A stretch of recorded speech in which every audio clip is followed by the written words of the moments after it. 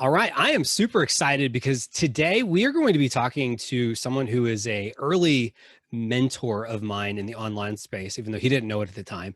But he has affected quite a few people over the years. And so I'm really excited to bring on Corbett Barr. So Corbett, thanks for coming on Maximizing E-commerce.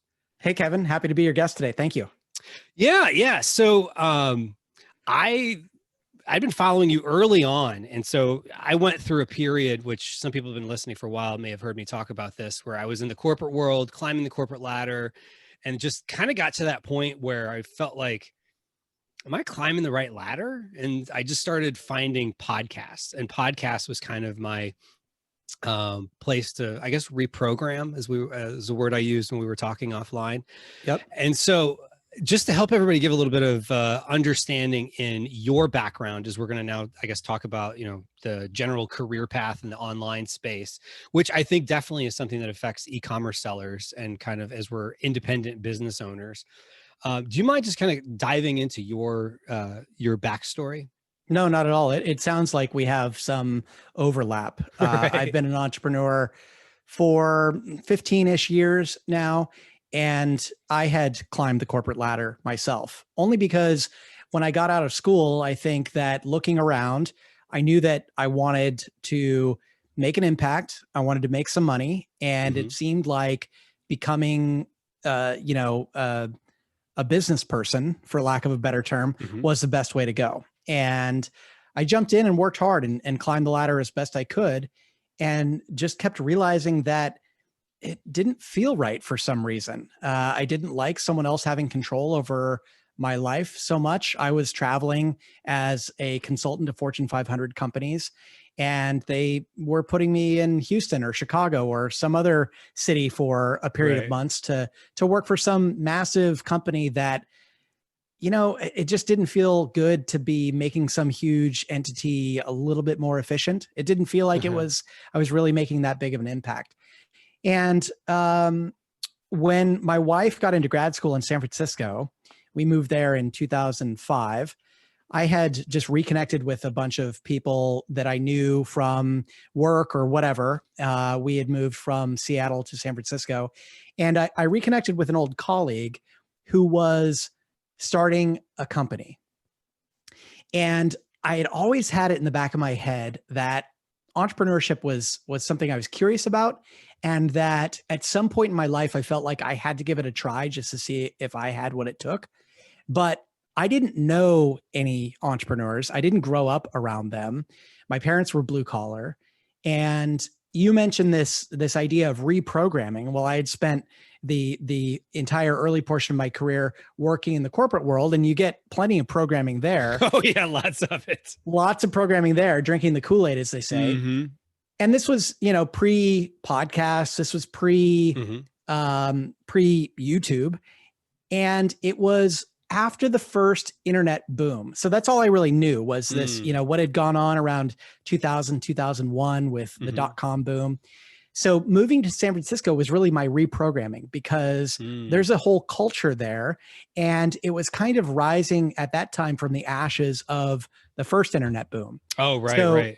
So that was my opportunity to get in, and I ended up jumping in with both feet. Okay. So you had to kind of go a different route, because like you said, there wasn't like the podcast, which has kind of helped a lot of us reprogram ourselves, in the last 10 years. YouTube, if it was even around early on, it was like cat videos and Saturday Night Live clips and just random stuff. And so you had to like immerse yourself into people. So do you think you would have made the moves you did if it wasn't for being in that environment in San Francisco at the time? I think it accelerated. It accelerated my path. I had, prior to moving there, I had dabbled a little bit. I had started, of all things, I decided to start a new search engine, which was a great exercise in technology, not such a great exercise in competition or launching something. And my evolution as an entrepreneur has been one of realizing that just because you build it doesn't mean anyone's going to come. It doesn't mean anyone's going to care. And so in my first few attempts at entrepreneurship were really about me believing that an entrepreneur was almost like an inventor who went away into the dark recesses of your basement to come up with this incredible idea that you unleashed on the world, and then magically it took off. And after I tried that a couple of times and realized that people just were busy, they had a million other things going on, and it's not that easy to get attention. Just because you launch something doesn't mean someone else is going to care about it. So understanding that marketing was the big piece I was missing. I understood products, I understood technology, and marketing was a big question mark for me. So that was the biggest part of my evolution, was kind of putting those pieces together over what ended up taking a period of years, for sure. Now, just so I kind of understand your kind of deprogramming path off of the corporate world, you said it helped being in San Francisco. What was the transition period like? Did you go to San Francisco with a full-time job and kind of doing this on the side, or did you go straight into the entrepreneurial path?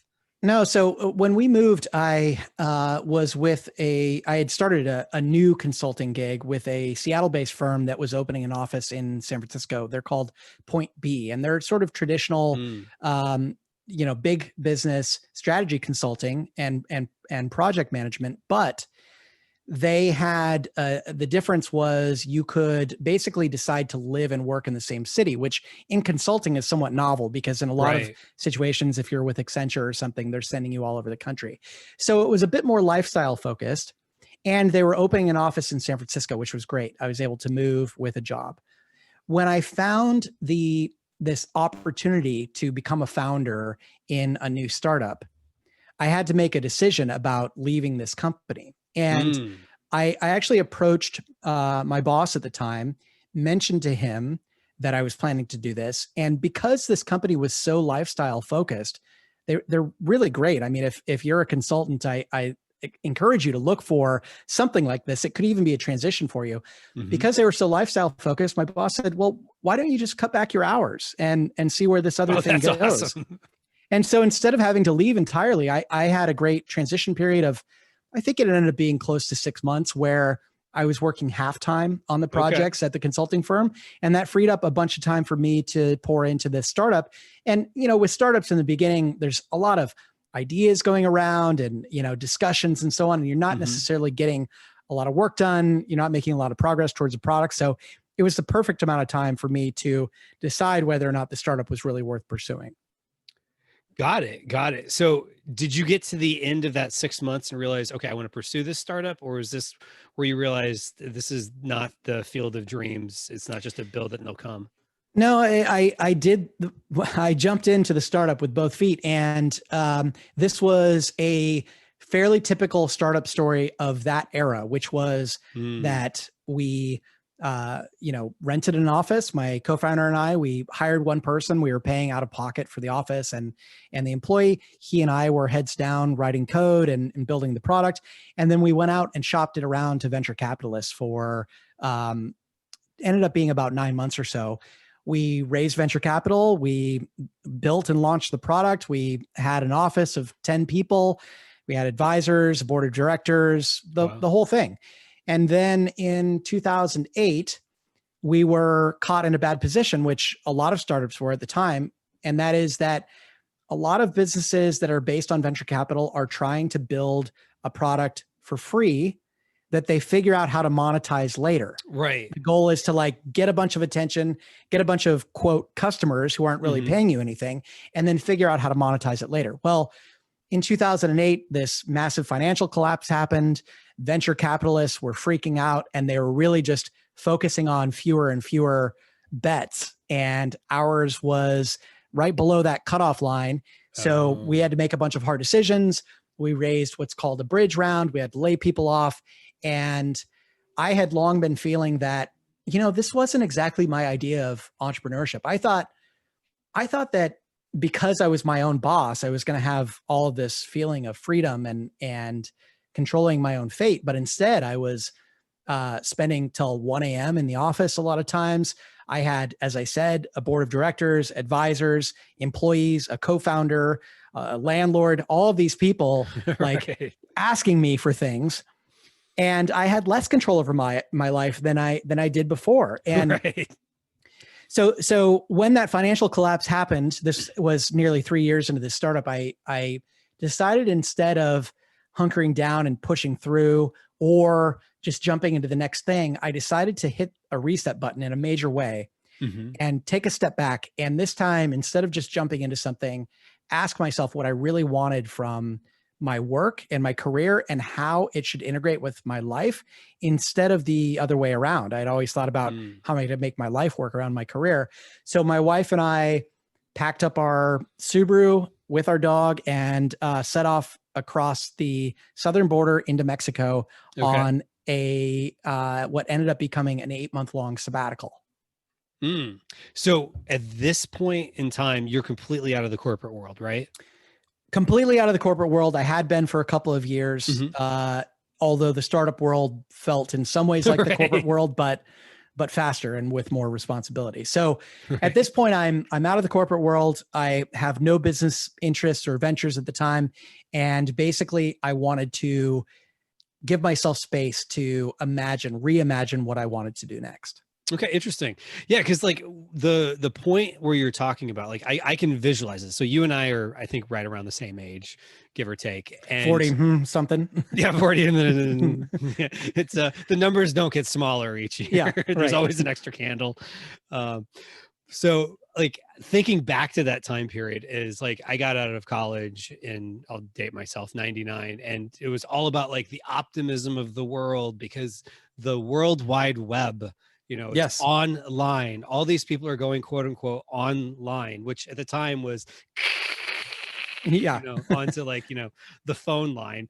Yep. And there was so much excitement about that. And it was like, people didn't really know what to do with it. And there was a lot of kind of that, like what you talked about, that model of, we'll build a online pet store and, people will just come, maybe we'll do a Super Bowl commercial. And like, I remember at the time I was working at Walt Disney World, and we had a bunch of, one year of the Super Bowl, I think 2 or 3 startups do some sort of advertisement filming in one of our theme parks, whether it was supposed to have looked like it was in the theme park or just they liked the backdrop of it. It was just that kind of like, let's just take offline, put it into online and hope it works. Yes. And so, and then over time, it kind of evolved into kind of what you talked about, where it's like that startup model. So it kind of starts getting to be a little bit more mature. Yes. There's no thought of like, 2 dudes in there, I'm in my garage, with boxes in the background. For those who aren't watching this on YouTube, if you're listening to the podcast, you can't see, I've got a whiteboard and boxes in my background, and afraid my 5-year-old's going to walk in at any minute. Like that's the type of stuff that like now is kind of in the entrepreneurial world, but that wasn't what it was back then. And so it was almost like you had to go all in on corporate world, which you were lucky enough that they let you take a, foot out the door, so to speak, to try something else. Absolutely. Do you think you would have made the move the way you did if they had said, if when you went to your boss, if he had said, well, you're going to have to pick one or the other? Or even worse, for a lot of people, your boss says, wait a second, you're out. Once you reveal to your boss that you've been thinking about something on the side or whatever, it's like you're making your own exit path. Right.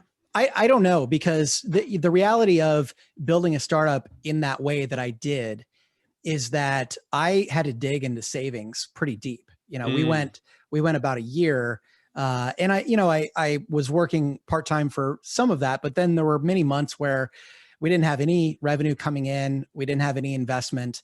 And so I was paying my rent out of our savings and just watching that dwindle over time. And, you have something in startups, they have something called a runway. And that's basically how long your monthly expenses will last you, given how much you have in the bank.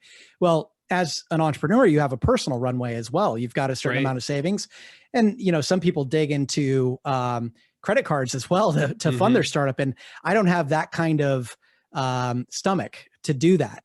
So it's tough. And, for me, it's almost like you're out in the woods, it's raining, and you're trying to light a fire, and you've got just so much kindling, right? To light this fire, hoping that it works. And if you run out of that kindling or tinder, then you're in deep trouble. And so those savings are really important. And I don't know if I would have had the stomach for it personally. I know that when I was living on savings, and I've seen this time and time again with entrepreneurs, you think, if only I could have all of my week to work on my startup, I would make so much progress. The problem is that you don't necessarily make a lot more progress just because you have an unlimited amount of time. Right. Because, there's only like 20 or 30 really good creative hours in a week. And then there's a lot of fluff on top of it. Mm-hmm. So sometimes those constraints are useful, but also you find that once you are obsessed with how am I going to make it because I'm running out of money, that stress can really start to cloud your judgment and grind all of your progress to a halt, or make you make decisions that aren't in your best interest. Yeah, that's so true. Like, I think back to, when I had the full-time job and I was doing all this on the side, that, I'm trying to figure it all out. And there is, some level of comfort in knowing that you have the additional money coming in. But to your point, just because now all of a sudden you have 168 full hours where none of them are devoted to full-time job, well, there's a value in having a boss standing over you, even if they're not literally standing over you, but like there's that kind of fear of, if I don't perform, or if I don't show that I'm waving the company flag or whatever the case is, they might oust me at any minute. Yep. And then all of a sudden it's like, when you're staring in front of a blank screen and a flashing cursor, that's almost like what it is 168 hours a week when you're a full-time entrepreneur trying to figure all this stuff out. Yeah. And there's also immense power in deadlines. And when you become your own boss, it's something that you don't realize you have to set for yourself, because you don't necessarily understand that in the corporate world, you have a ton of micro deadlines because other people are expecting things from you, whether it be your teammates or your boss, or the organization is going through a change and you have to perform at a certain time.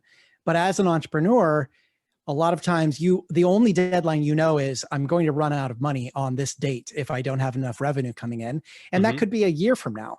So those micro deadlines go out the window, and you don't necessarily get a lot done in the meantime until you learn to start organizing your day, start pre-announcing things so that your customers are expecting things from you. But in the early days, you don't have customers. So there's a whole lot to figure out. Right. Exactly. And then when you add the layer of complexity of customers and clients or whatever the case is, it definitely does add to it. So, it's all a lot to figure out. So I can only imagine, like, when you're starting off as an entrepreneur, you're trying to figure it out, what you're doing, but you have this kind of startup. So even though you don't have the pressures of a quote unquote traditional boss and their boss, standing over you, but I'm sure the venture capitalists are kind of acting in some way as that boss mentality. They do. And I think that some entrepreneurs, at least in that era, expected more from the VCs than they got. You almost expected that your investors would be guiding you in some way. And in a lot of cases, they don't actually do that. But regardless, and I know that most people listening to this aren't interested necessarily in starting a venture capital backed business. When you are a solo entrepreneur, which most of us are these days, you don't have any of that. You might have, maybe if you're lucky, your spouse is holding you accountable, or maybe you joined a mastermind group like you mentioned to me earlier, Kevin, that you did. And I think all of those things are smart. Getting potential customers involved, maybe getting some advisors on board, joining a mastermind group, really having open, honest conversations with your family or your spouse about what's going on, just making these safety nets of accountability show up for you so that you feel some pressure to actually do something, as opposed to having unlimited time. Right. Exactly. Because otherwise it's that, model of like, oh, I'm just going to create the freeware startup and just hope that one day I'll be the next Mark Zuckerberg, which, you got to create some level of accountability. So, well, let's dive back into the journey here. So it's kind of taking this kind of Joseph Campbell, journey where now you're going into Mexico, literally going down into Mexico, and figuring things out. So what were you kind of figuring out at that point in time? Well, given that my startup experience had been full of more pressures than I had experienced in the corporate world, I knew that I needed to build my next business at least in a different way so that I had more freedom, so that I had fewer responsibilities. And also, my previous startup had failed because we didn't get to revenue soon enough. So there were a bunch of things that I needed to fix in this new iteration. And I think that I thought I would go and build another traditional startup, but this time I would get to revenue faster, and maybe I wouldn't rely so heavily on VCs. And also maybe I would do it in a lighter way with fewer employees and so on. But while we were on this trip, I decided to start a blog on a whim. This was in 2009. Blogging was relatively new. I think that Copy Blogger was around. I think that Leo Babauta had been writing at Zen Habits for about 2 years. These are the early bloggers that were sort of big at the time. It really kind of exploded in 2007, 8, and 9. And so I started a blog on a whim, mostly to chronicle our trip for people that were wondering what we were up to, and also to start asking myself questions out loud about the nature of life and career and the integration of the two, and why most of us felt like we had to either climb the corporate ladder or swing for the fences with a business so that we would become rich and then we could retire and go off and do whatever we wanted to do.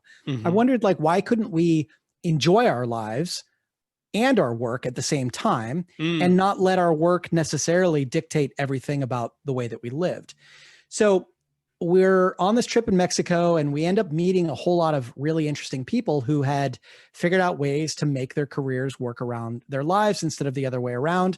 A lot of these people were either on sabbaticals or long-term trips, or they spent months every year in Mexico. And I started to wonder, how do these people do that? It was new to me. I didn't understand that anyone was able to do that unless they were rich. But these people had jobs. Some of them were self-employed. Some of them had flexible careers. And so I just started writing about all of this on my blog and came to find that there were themes happening at the time around digital nomadism, around location independence, and most famously around that time, lifestyle design, which is what Tim Ferriss wrote about in the 4-Hour Workweek. So as I was writing about this on my blog, everybody started introducing me to all these different themes, and that really piqued my interest. And I ended up really diving full into the blogging world because I was starting to gain traction. People were starting to pay attention. People were sending me really interesting ideas. And suddenly, within that first year or so, a couple 100,000 people stopped by my blog, and I started to think, this is interesting. I've never had the attention of this many people before. My previous startup attempts would have died to have people to reach out to once I launched my thing. So it dawned on me that instead of building a product and then going in search of an audience, what if you started with an audience and then built a product? And that really led my evolution, which, now has been the past decade plus of my startup journey, really started all on that sabbatical in 2009.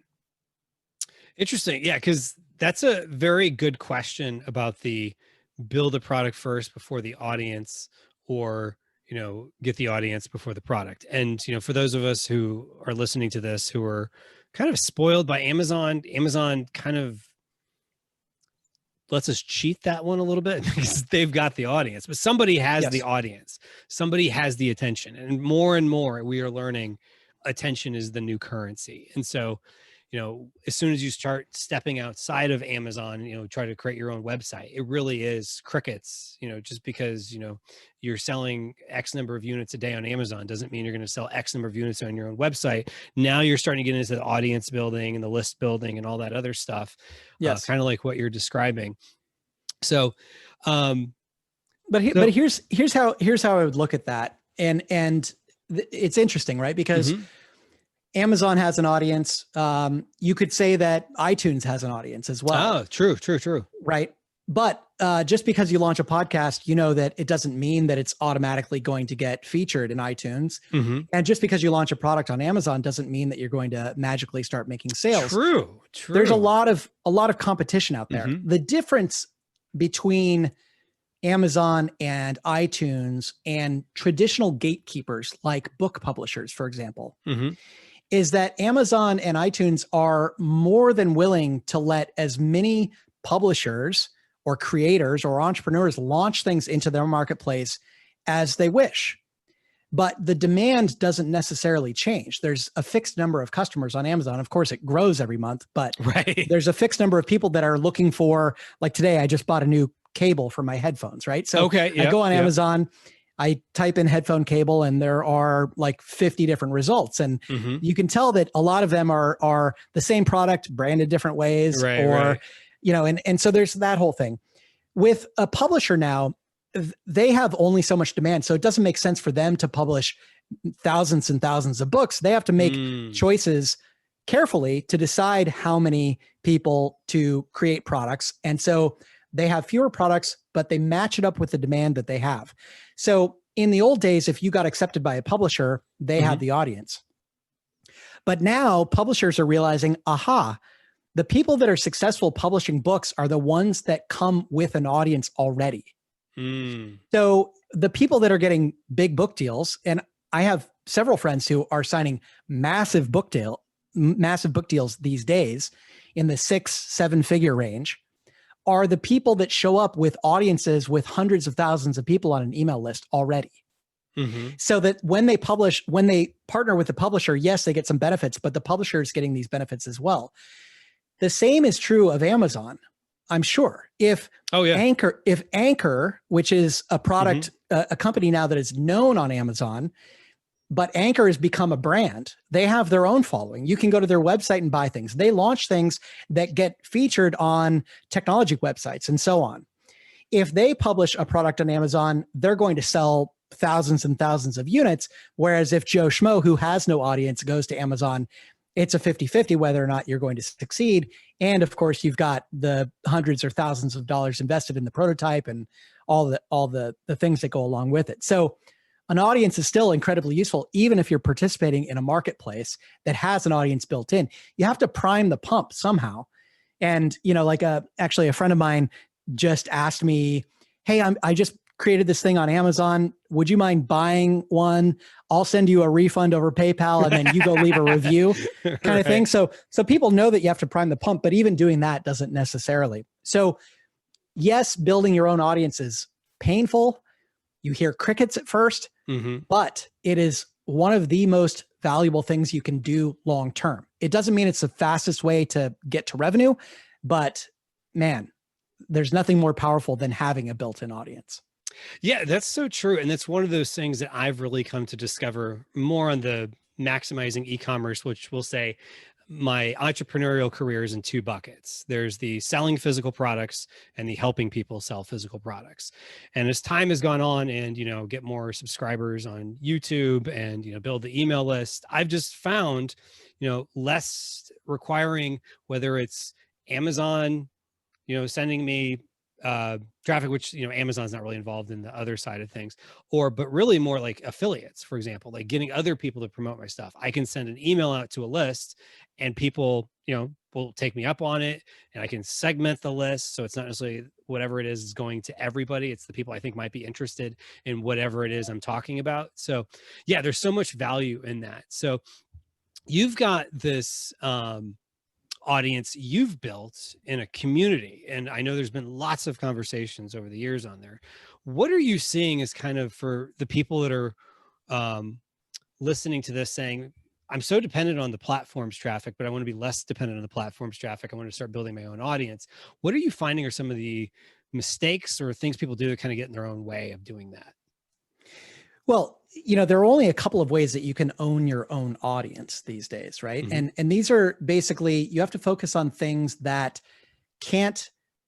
where a platform can't change the rules on you and suddenly limit your ability to reach an audience. Amazon obviously can decide when you type something in, which products are going to show in the search results. And so you're reliant on someone else. The same is true of building an audience on Facebook or Twitter or Instagram or any social media platform, on YouTube. The same is even true of Google, right? You build a website, you rank for certain keywords, people type something in, they end up on your website. That's all great while it's working. But then when it's not working, it's a major bummer. And you hear people lamenting about how an algorithm changed and suddenly their business was cut in half. Or even worse, Amazon decided to change their affiliate program this year. And I have a lot of friends who rely heavily on Amazon affiliate income, and they suddenly cut their rates in half. And so your revenue literally is cut in half. Right. Which is horrible. For the same work and the same everything else you're doing. Yep. For the same work. Now, on the other hand, you can look at something like TikTok, which is incredibly popular these days, and you see almost weekly examples of someone who became overnight famous. Right. They're publishing something, for weeks, and suddenly the algorithm decides that you're the new champion of TikTok this week, and you wake up to 1 million followers. The same thing can happen to some degree on YouTube. It's not very likely to happen on podcasts, but it can happen on Instagram and other places as well. Right. So it's not that you shouldn't take advantage of the platforms. The platforms are there. There are people there, right? Take advantage of those platforms. And that's a great place to seed your audience. But if you're selling something on Amazon, for example, and there are mechanisms in place for you to reach out to those people in some way, if you can drive traffic from any of these platforms back to your website, and then to connect with people at least in another platform, so that you have some redundancy. So instead of just relying on Amazon, maybe you're able to bring people over to your Facebook page. At least then you have some redundancy. But better than that is to build an email list, because email is a channel that no single platform controls. And if you have an email list, you can push messages to those people. You don't have to necessarily wait for them to see your message on Facebook or Instagram or something like that. So redundancy is important, and then trying to build your own email list is important. But most people have to start somewhere. And so we rely on platforms because that's where the audience is already. You have to ask yourself, where are my potential customers already hanging out? And then how do I get in front of them? And in the example of Amazon, that's easy. It's a bit more circuitous to think, well, if I'm going to sell headphone cables, obviously I can post them on Amazon, but if I'm not getting traction on Amazon, how do I reach people who are looking for headphone cables? Well, maybe somebody is Googling, what are the best headphone cables? And so you write an article about that, and maybe you'll pick people up that way. Maybe people are in Reddit asking, what are the best headphone cables? Maybe people are on Quora asking, what are the best headphone cables? Or what's the right kind of headphone cable for X, Y, and Z? There are a lot of different questions people ask. They're asking them in different places. You can go try to put yourself in front of that stream of curiosity, and then pull them to your website, and then you can sell them your product directly or refer them to your Amazon page or whatever. Right, exactly. And you're pixeling them along the way. Maybe you pick them up on an email list. Even if they don't end up buying your products, maybe if you have the Amazon Associates account, they buy one of your competitors' product, and now you start getting a little bit more data that Amazon's not necessarily giving you of what people are buying. So if you start noticing like, wow, they keep buying the red headphone cases, maybe next time you talk to your supplier, it's the red headphone case that you need to go after, not necessarily or cable or whatever it is that you're going after, because you're starting to see what it is that people are interested in. So yeah, this is all good stuff. So let's talk about where you're going now. So you've had a very full career I've been making some sort of money, even if it's just a little bit on the side, since 2015 in the online world. You've been doing it much longer. So where do you kind of see things going, and where are you going? Well, I hope that people listening to this are recognizing a pattern, and that is that the only constant in business, and especially online, the only constant right now is change.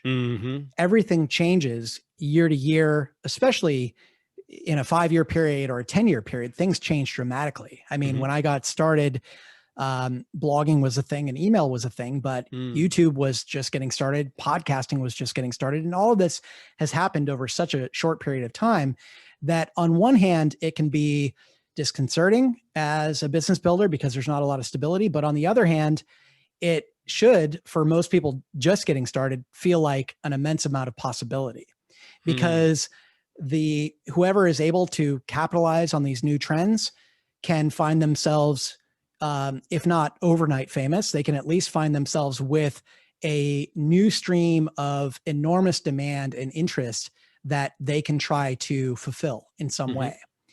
So that's great. But it means for someone like me who has been operating for 10 years in my current capacity and 15 plus as an entrepreneur, that you have to expect that you're going to need to reinvent yourself, or at least refresh and introduce new products and new services and find new ways to reach people. And that doesn't mean that I don't have a tremendous business. I do have a tremendous business right now, but I also recognize that now in my mid 40s, I am thinking a little bit about what am I going to be doing at 50 and 60, knowing that I don't plan to retire, and how do I keep myself fresh and relevant amongst a changing, ever changing online scene. And so I'm in the middle of pondering what that's going to look like for me. I continue to run my businesses. I run an online membership called Fizzle for entrepreneurs. I also have a SaaS business called Palapa, which is a community platform. And with all of that, I'm also asking myself, what is the best use of my time? Where are my skills best applied? What business will be relevant 10 or 20 years from now? And what sort of legacy do I want to try to leave behind?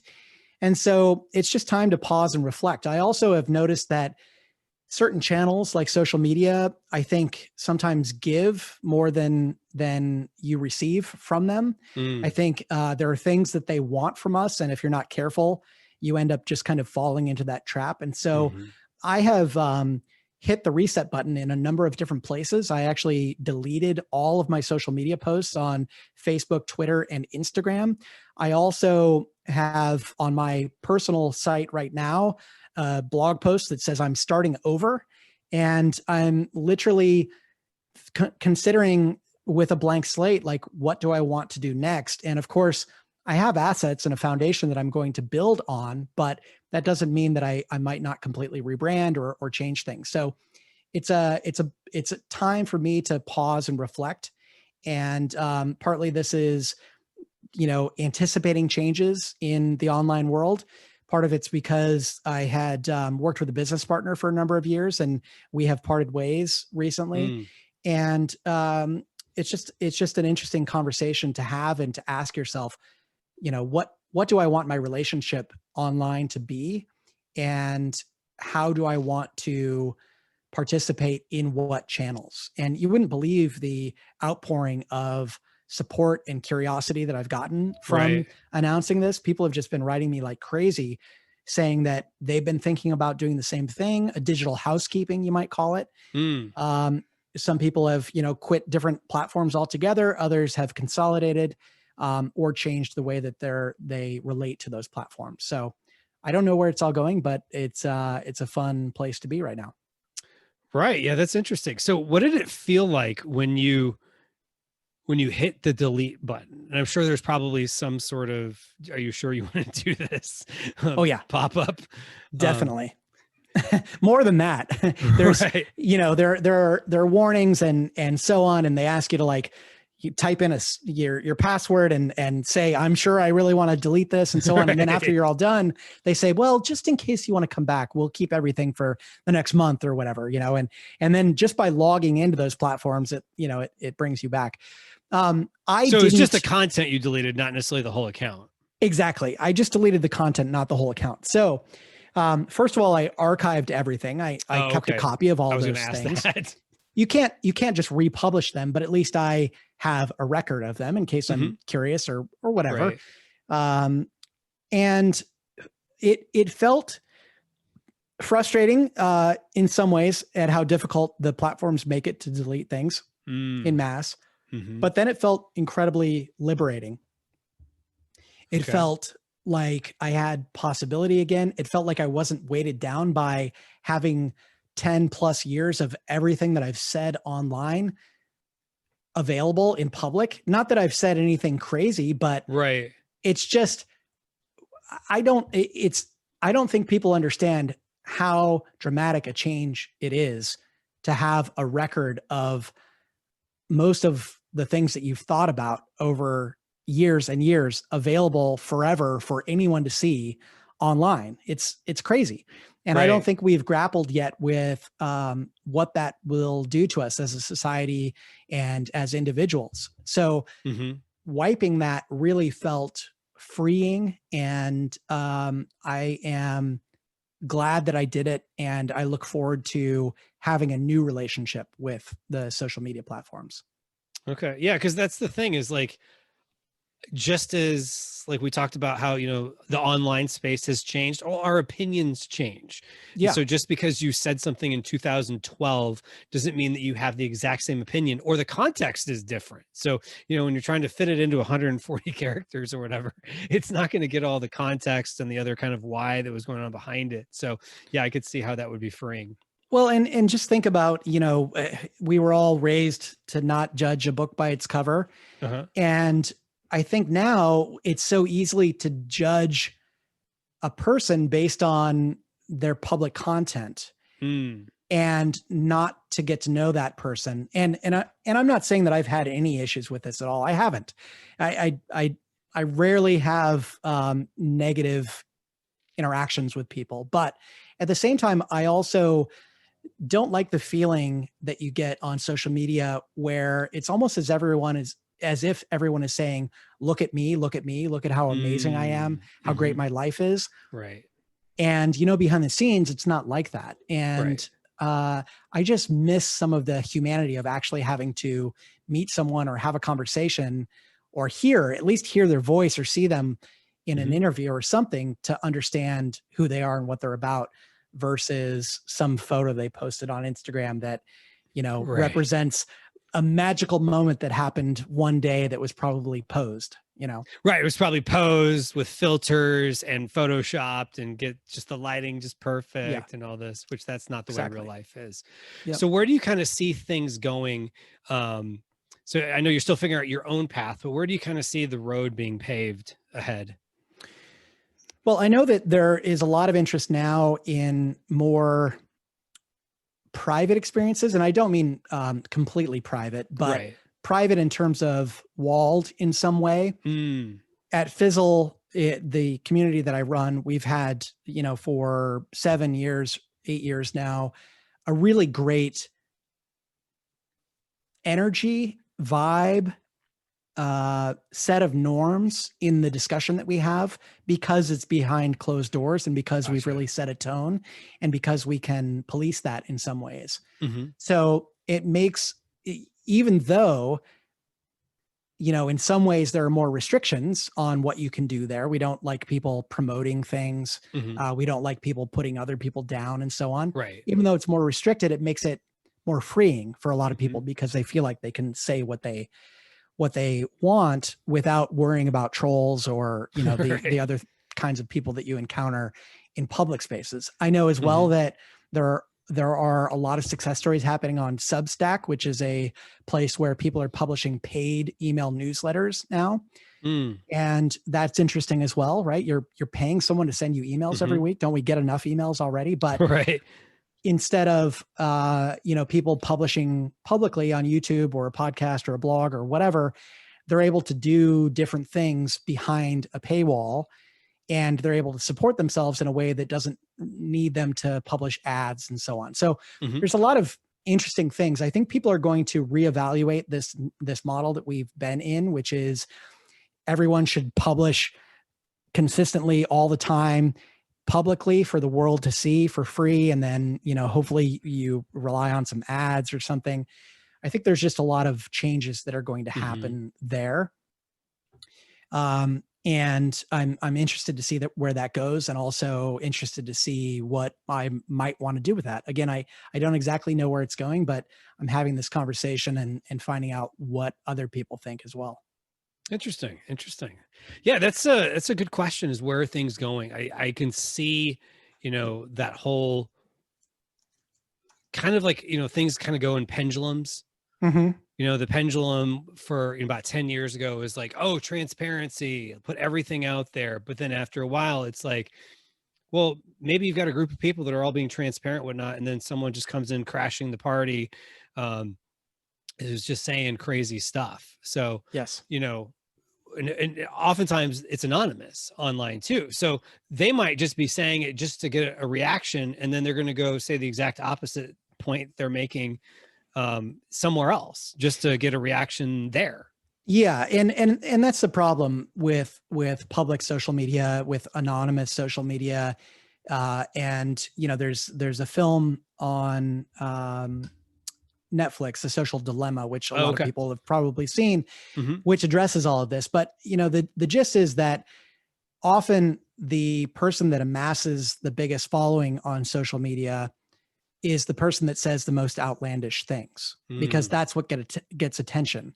And there are all of these innate human drives, tribalism, the desire to believe in things that don't appear to be true, Hmm. that really thrive on public forms of social media. Hmm. And that's a danger, I think, and all of that will likely change. But it's very likely that it will get worse before it gets better. True, true. So in kind of the more private space, if folks wanted to follow you, Yeah. where would they go? Well, you can find me over at CorbettBarr.com. And if you're curious about where this starting over, this digital housekeeping is going to head, you can Hmm. follow along there. And if you're interested in the entrepreneurship community that we mentioned, you can head over to fizzle.co, Fizzle.co. And we have a free trial. You can get in, check out hundreds of hours of courses that we have, and you can see what our community is up to inside. Awesome. Awesome. And that is one of the first places I started in the online world. And I do agree that there is something to be said about the behind a paid wall, because there's also the people in that wall have a little bit more skin in the game. So Yep, that's definitely true. it's worth checking out. So, all right. I appreciate having you, Corbett. This is a great conversation. We were talking beforehand, like, oh, maybe be like 30 minutes, but I felt like this just flew by. I could just keep it going on and on, but we've got other commitments. I want to be respectful of your time. So thank you so much for this, Corbett. Thank you, Kevin. Appreciate it. Thanks.